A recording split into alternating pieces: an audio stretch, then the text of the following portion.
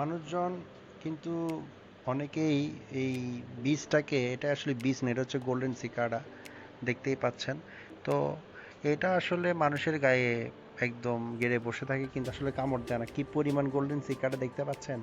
এটা এক ধরনের একটা পরজীবী উদ্ভিদ আর কি। তো এটা তারা খুব দ্রুত বংশবৃদ্ধি করে, এবং আপনারা আরও জেনে অবাক হয়ে যাবেন যে তারা তাদের যেই প্রত্যেক বছর তারা কিন্তু এই ধরনের আহ, রাতে আসলে এটা হয়, এবং এটা অনেক জায়গায় কিন্তু খাওয়ানো হয়, অনেকেই খেয়ে থাকে।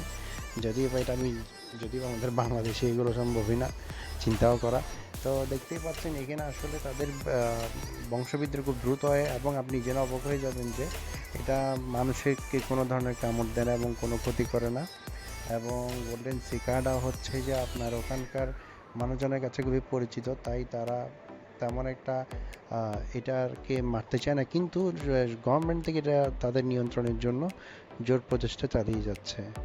এই ধরনের ফ্যাক্ট ভিডিওস পেতে অবশ্যই অবশ্যই আমার এই চ্যানেল সাবস্ক্রাইব করুন, সাবস্ক্রাইব করে পাশে থাকুন। ধন্যবাদ।